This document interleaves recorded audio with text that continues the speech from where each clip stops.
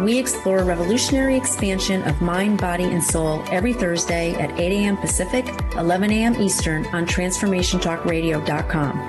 I bring over 20 years of expertise as a mindset warrior, perspective shifter, and unshakable optimist dedicated to helping you reach your wildest dreams in business, health, performance, and relationships. Join the discussion on the show. Learn more about me, Dr. Diane, and receive a free digital copy of my magazine at naturalnutmeg.com.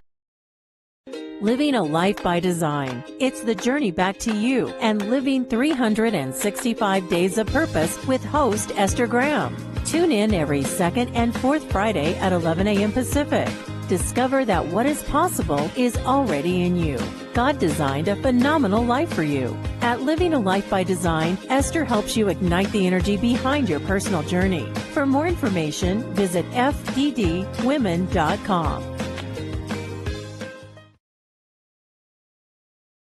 What if justice wasn't just about systems, but about the soul? Join us on the Spiritual Justice Show with me, Eric S. Lee, on the Transformation Network each first and third Tuesday at 10 a.m. Pacific.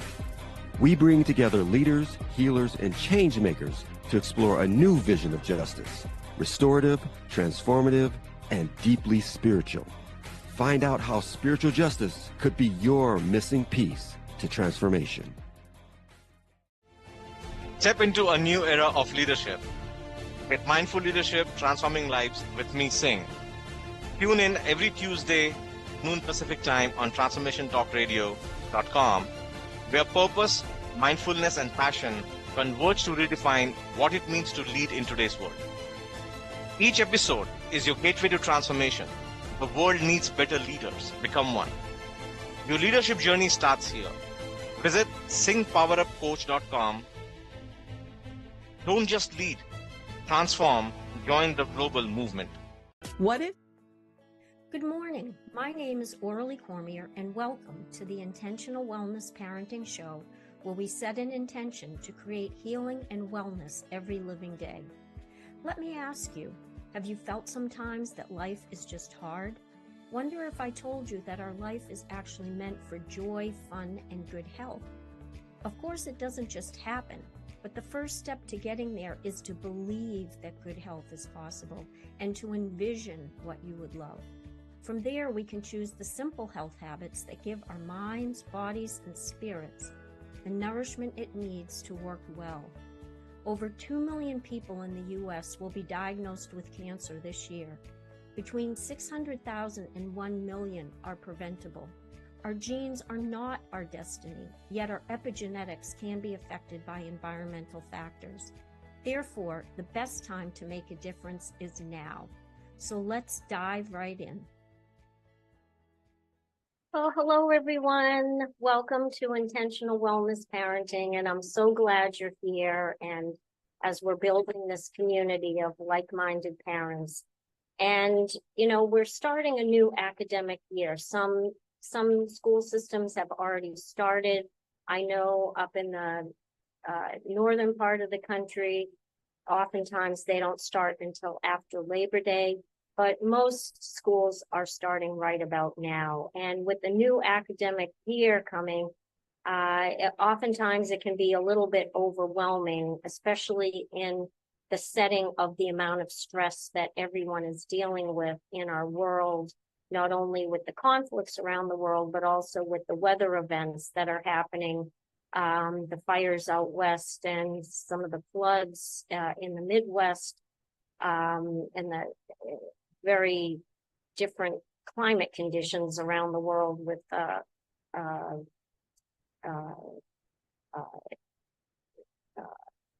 other things that are happening. So how do we help our kids get through these challenging times? And so I thought this would be a good topic to address because, as adults, we've been through many things before. So some of these things we have adapted to how we deal with stress, but kids are still in the process of learning some of these things. And there are things that I've found out we can do to help them. And so I want to share them with you because they're pretty exciting. But I thought I would start with a true story. And I will tell you that I am friends with the mother, and so I know that this is a true story. I will change the name of her daughter, and so we will call her Rachel. And Rachel was, when she was about 15, she was a really good student. I mean, she was so sweet and so smart, and she worked hard. She got good grades. She had a wonderful community of friends. And as with many of us in adolescence, you know, we go through challenging times. And so for Rachel, as she was 15, she and her friends, it was the time when cell phones became abundant. They were everywhere. And so all the kids at school had a cell phone. They carried them around with them consistently. And so they started using them and becoming very savvy with all the things that were available to them. But one of the things they found is that there were apps, and these were social media party chat apps, and they could connect with kids from other towns. And as they connected, they started getting friendlier and decided to get together and connect in person. And so Rachel and her friends got connected with some senior boys in another town, and then decided one night that they would go to a party in the other town. And so Rachel got to meet one of the boys that she had connected with more. And by the end of the night, after speaking to him, she was raped by him. And as you can imagine, for any woman who's raped, it's, you know, just a horrific experience. But for a teenager who's never had this situation before, it was very traumatizing for her. And so luckily she, you know, was able to share with her parents what she was so upset about. And so they got her into counseling. But at the same time that she was going through counseling to deal with her trauma, she also got involved with taking illicit drugs.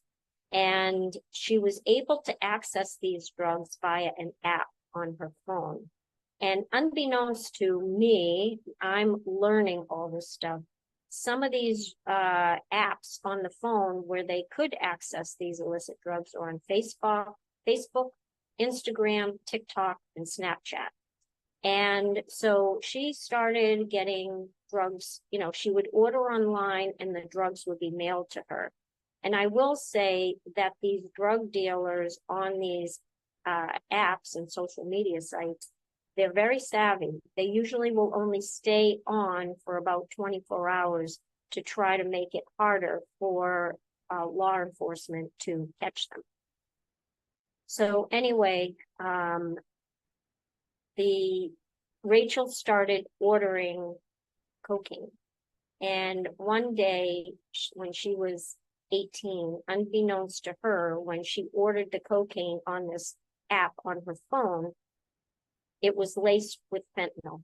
And as you can imagine, she took it thinking it was cocaine and then went into respiratory arrest. And her parents found her the next morning.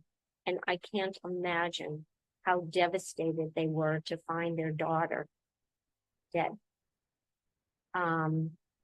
They were, you know, beyond devastated. But anyway, from this experience of losing their daughter, her mom became an advocate for the use of for reducing the use of social media apps like Facebook and Instagram, TikTok and Snapchat, and the dealing of drugs on the internet. So she connected with other parents and then started connecting. She would go to Washington every other month and connect with, you know, her representative, connect with other parents who had experienced the same thing with their teen children, and then also connect with her senators. And out of this came the Kids Online Safety Act, which has been passed by the House. They're hoping that it's going to be passed by the Senate next month. And then what will happen is the two chambers will have to reconcile the differences in their bills and come up with one bill that says the same thing. And so if any of you can, please call your representative or your senators with, in September, when hopefully they'll be back in office. And keep your message really simple. It's one thing. You're calling to say, please, can you please support the Kids Online Safety Act bill? And they will, give that message to the representative or the senator, and hopefully this bill will get passed in the session before the end of the year.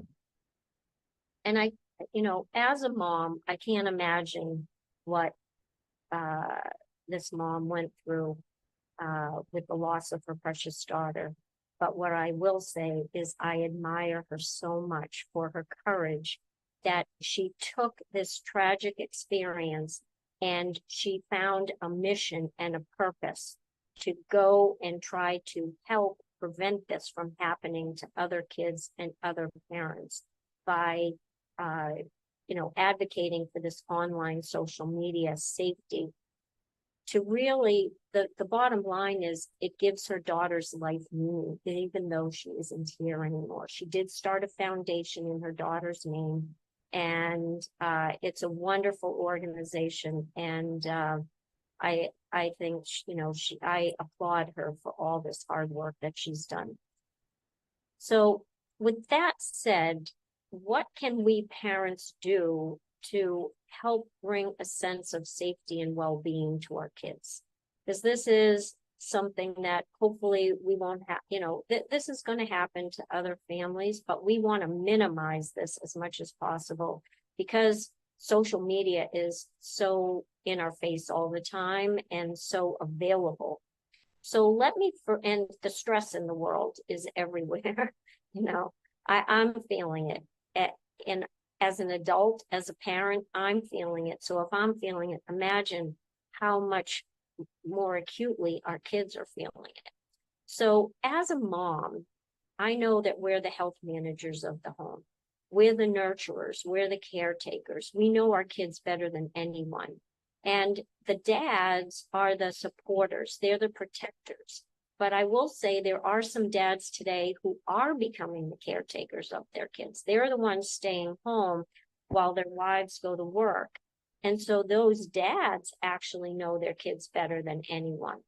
So I wanted to bring greater awareness to all parents of how we can actually understand better what our kids are going through, what they're being exposed to in today's culture and during these challenging times, and how we might be able to mitigate some of the negative effects. And as I've talked about before, because of our current events in the world, which are very stressful, and to, so many kids that are exposed to social media and the internet on a, minute by minute basis. I mean, there's breaking news and you're hearing things in real time. It really impacts on our kids' emotional health. We do know that social media has been found to contribute to the levels of emotional stress, difficulty with sleeping, increase in anxiety, depression, in some cases suicide, and they found that for young girls 13 to 17, there's a greater impact on their body image, that they tend to have a less or a more poor body image because of the social media and what it projects.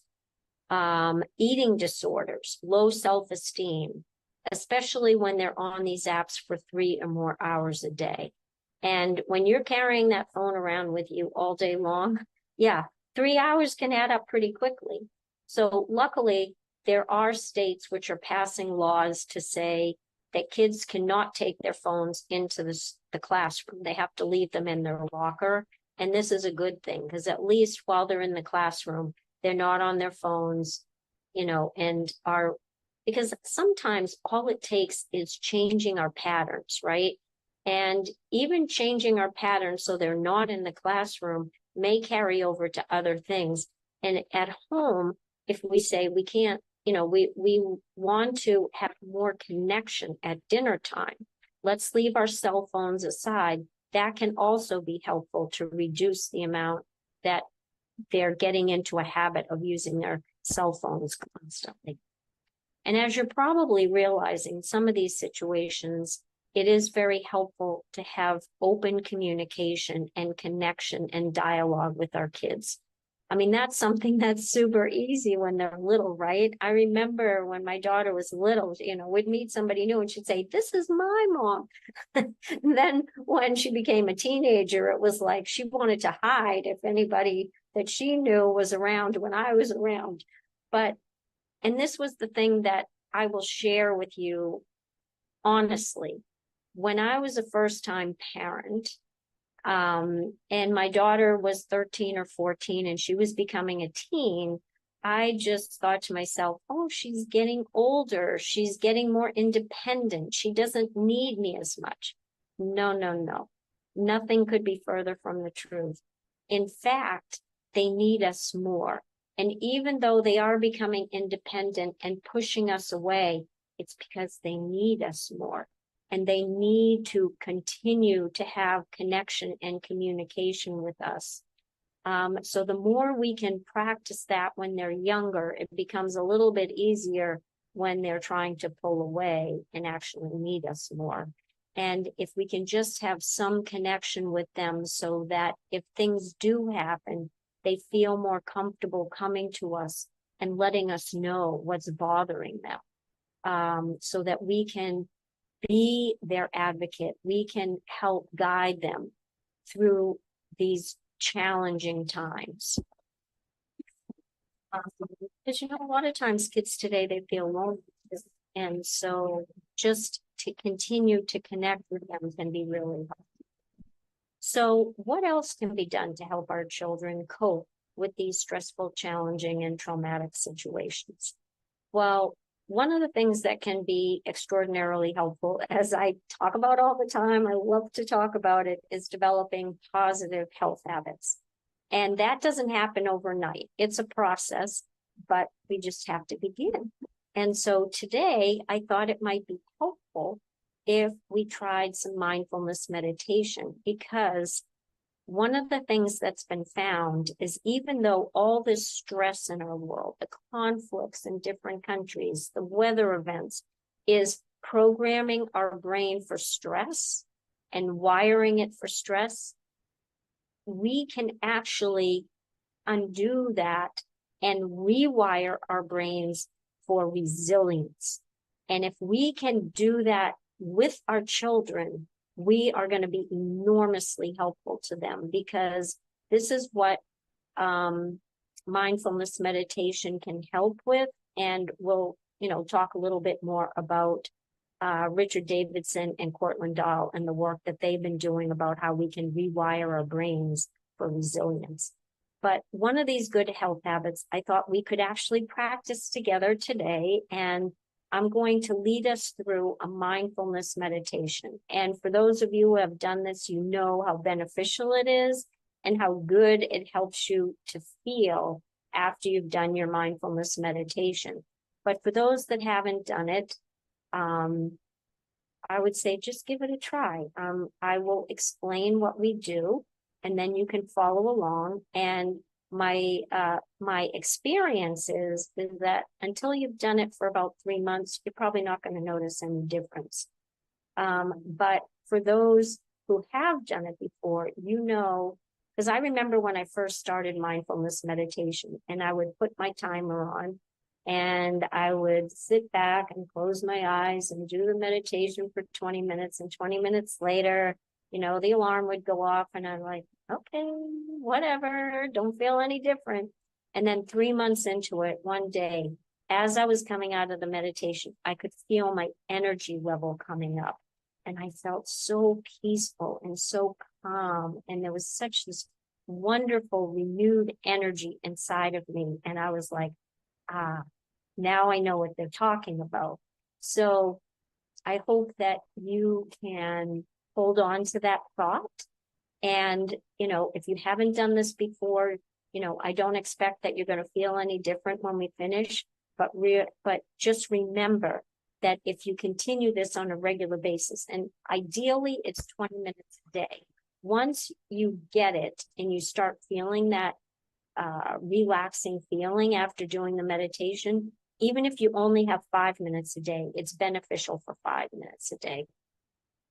So with that, what I'm going to have you do is we're going to try 5 minutes, and we're going to put some Reiki healing, positive energy music on in the background. I'm not sure if you'll be able to hear it. I hope that you will, because I'm going to have this right next to the computer. And I figure if it can hear my, oh, maybe I should have it next to the microphone. That would be even better, wouldn't it? So anyway, we'll do this for about 5 minutes and then we'll come back together. But to prepare ourselves, what you're going to do is I want you to get in a comfortable position, whether that's lying down on the floor, on your bed, on the couch, whether that's sitting. And what a lot of people who do meditation on a regular basis is they sit on the floor with a pillow underneath their bottom and have their legs crossed. I'm a runner.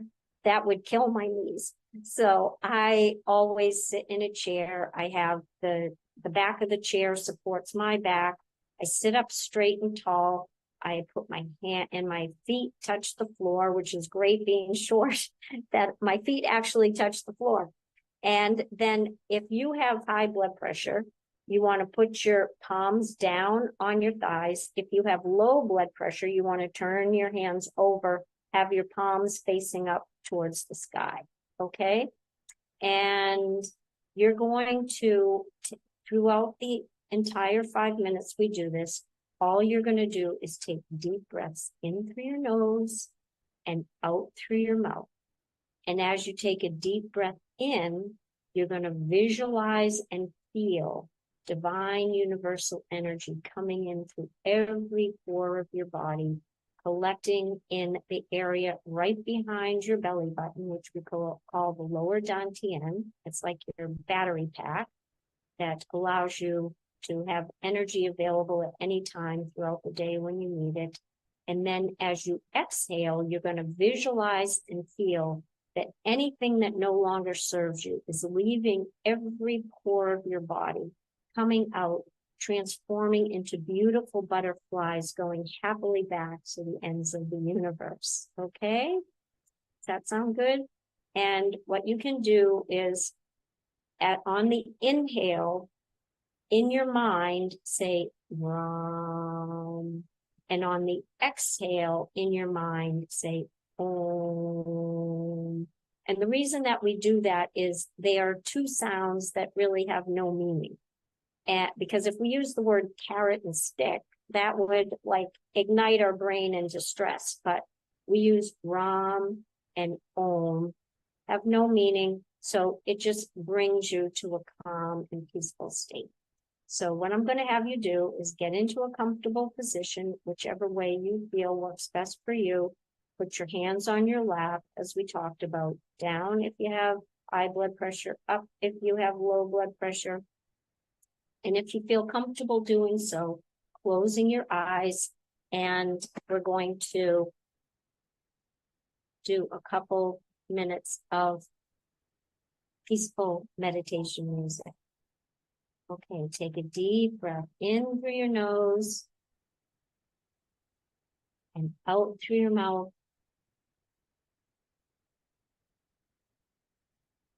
Letting go of anything that no longer serves you.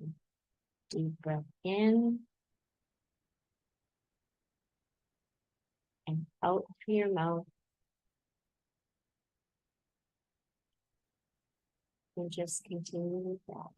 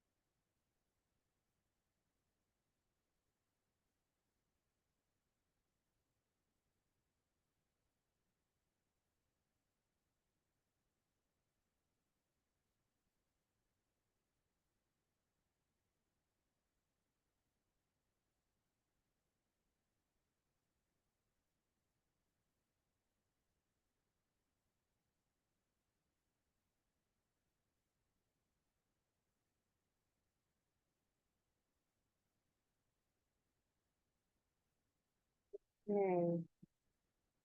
So how do you feel? Maybe a little less stressed, a little calmer. It's a wonderful feeling. I hope so. But if you do this on a regular basis, it will be, you will notice a huge difference. But the important thing that I want you to know is, I know I've shared this. This is my new champion book. I love this book, Born to Flourish, How New Science and Ancient Wisdom Reveal a Simple Path to Thriving by Richard Davidson and Cortland Dahl. They are champions because oftentimes what we tend to transmit in the healthcare system and in our current, environment is all the things that can go wrong. Oh, we're under so much stress. We're making our brains, wired for stress. We're making ourselves anxious and depressed. And, we have veterans committing suicide, and that's what gets transmitted over and over. But what this book, Born to Flourish, tells us, and the research shows, is that we're actually born to thrive. This is in a wonderful age when we're getting research information that proves that we don't have to focus on all the negative things all the time, that if we have those positive health habits, no matter how old we are, how long we've been under stress, how much our brains have been wired for stress, we actually can rewire them for flourishing and for happiness and joy and thriving. So that's what I want you to keep in mind. It's never too late. And we can actually help our brains to be stronger and healthier. And so I love, love, love this book. And what I want you to know is, in this work that they've been doing, then we think, all right, well, wonder if a woman starts meditating or doing yoga or doing Qigong during pregnancy, those first 8 weeks when the template of all the organs are forming, in that mid-trimester from week about 14 to 27, when all the intricate parts of the brain are forming. Can't we then make the brain healthier and more resilient to stress for the long term? That's a really exciting thought. So this is what I want you to keep in mind, is that in pregnancy, young childhood and adolescence, if we can bring these practices to our children, we can actually help them to build more resiliency against the stress that they're going to experience in life. And I remember my daughter, when she was in second grade, there was a student teacher who came into the classroom for 6 months or whatever. And she would teach the kids yoga. And if they felt stressed during the day, they could raise their hand. The teacher said, okay, you want to go to the yoga corner? Go to the yoga corner. It was in the back of the classroom. And they could just be there, do yoga, help de-stress, calm themselves down. And when they were ready, they would come back to their seats. And they could hear everything the teacher was saying. It's just they didn't have to sit still in their chairs at their desks. I just thought was a wonderful thing. So in addition to that, giving them nutritious meals, whole grains, whole fruits and vegetables, nuts, seeds, walnuts and nuts help to keep the brain healthier. Having adequate sleep, which detoxifies our brain every night. Finding gratitude and expressing that to our children. We are so grateful for the beings that they are, how they helped their brother or their friend, when they fell down, they helped them to get up. So those are all really helpful. What I want to leave you with is, I have 2 workshops to offer you that will help in this regard. One is called Envisioning the Life You Would Love. I've given it about 4 times already this year. I'm giving it again in September on the 8th and the 9th from 7 to 8:30 p.m. Eastern Time, 4 to 5:30 p.m. Pacific Time. I hope you come. It's a free masterclass, as I said, September 8th and 9th in the evening. And I would love to have you join us. I can tell you myself, I manifested my dream. If I can do it, you can too. And the other workshop I have is Legacy Reset, Prevention, Survivorship, and Healing. It's every Wednesday evening starting September 16th through April 14th, again, from 7 to 8:30 p.m. each of those Wednesdays, Eastern Time, 4 to 5:30 p.m. Pacific Time.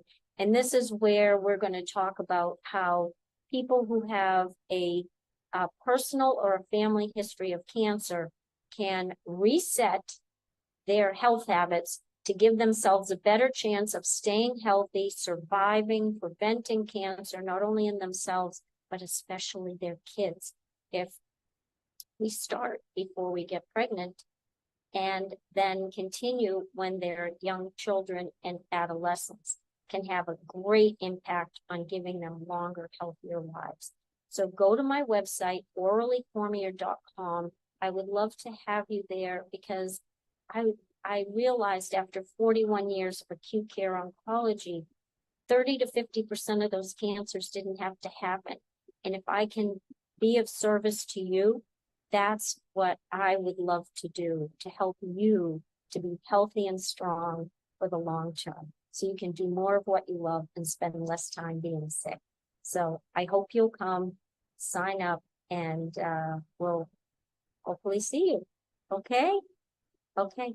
Have a great month. We'll see you in a couple of weeks. Bye-bye. You've been listening to the Intentional Wellness Parenting Show with Orally Cormier and Dr. Pat, where we set an intention to create healing and wellness every living day.